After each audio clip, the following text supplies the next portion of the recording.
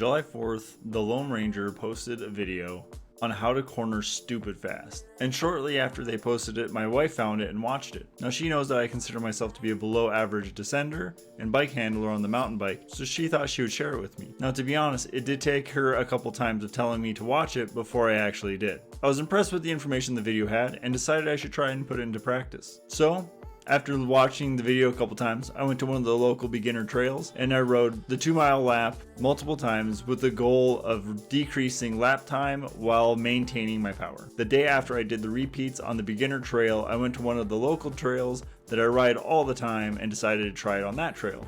Needless to say, I was very impressed with the information that video had, and I finally understood why some of my friends lived for the downhill. And it didn't take long before I was able to put my skills to the test in a race, as we have a local Wednesday night series in the summers.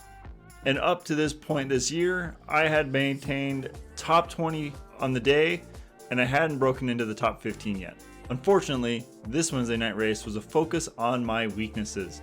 It was a shuttle run. Drive us up and then we descended. 1,600 feet of descending in about 11 miles. The course was going to be full of off-camber turns, loose over hard rock, dodging trees, and pretty much everything else that you can throw at someone who doesn't know how to handle a bike very well. But I guess it was a perfect spot to test to see if these skills truly made as big of a change as I thought they were making.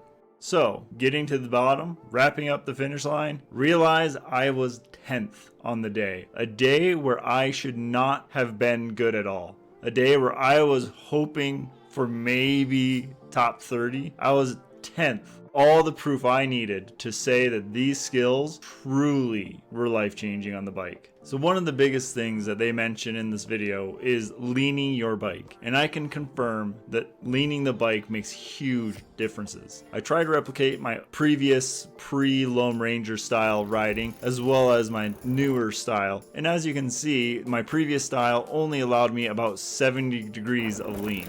So getting my knees away from the bike, following the trail with my knees, pushing with my inboard hand, and leaning the bike over allowed me to get to a 60-degree lean. And while I don't think I have mastered this skill whatsoever, just the small knowledge and the small bit of practice made me go from a below average descender to above average descender for the local area. And with more practicing, I believe that my mountain bike racing is going to become more like my gravel racing, and I'm going to end up in more of the upper field of performers. If you've watched this video from the Loam Ranger, or if you haven't, I can confirm that what he's talking about is phenomenal. So go watch that video from the Loam Ranger and become a better mountain biker. And while you're at it, go get a ride in and burn off some of life's stress.